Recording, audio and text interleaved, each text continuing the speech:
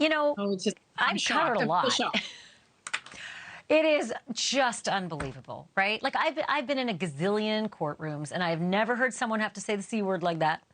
But moreover, I think this is like, I just think it's like, it's that tipping point that you might have needed if you really just never could believe that police could have a conspiracy. Absolutely. I think one reason, Ashley, this story has not gotten the incredible traction, for example, that the Murdaugh murders in South Carolina did, is that I think at the end of the day, people still want to believe the police are your friend. They still want to believe that authority figures like that could not be that corrupt. And seeing this guy have to repeat these heinous remarks he made about this woman is really beyond shocking. And you and I have both covered many, many shocking, scandalous trials and stories in our lifetime, but this is jaw-dropping. So let's talk about, look, there's another whole area where he says that, I think, quote, hopefully she kills herself. Look, if you want to make in summation, if you want to say that, look, he lost his friend, this is a fellow police officer, he's obviously angry, etc. But these are the kinds of things where police officers really take it on the chin. If they act this unprofessionally, it does come back to haunt you. I'm assuming they're going to reread all these texts in summation.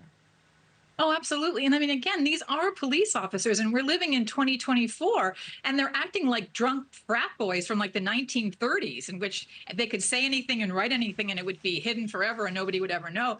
The incredible lack of judgment these cops show in itself would make you wonder about any investigation they would undertake, never mind a murder one like this one.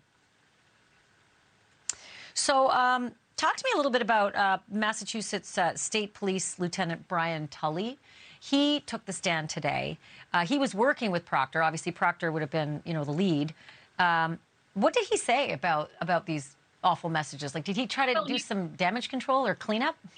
Well, he did, but it wasn't very good damage control, because he basically said, well, yes, they were terrible, and I took them up the chain of command and reported him. But then Proctor kind of blew that out of the water by saying that he had never really been reprimanded. So it really was a whole lot of nothing. I mean, these guys are like living in a parallel universe.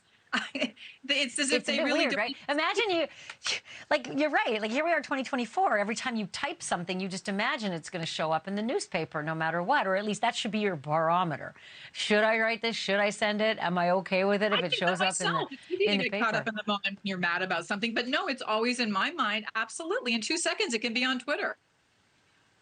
Yeah. So let's talk about the fact that John O'Keefe was not wearing a coat. I think that made, it made kind of a big play in the trial today. The fact that maybe the coat, could that have been left inside the house? And what happened with the investigation inside the house?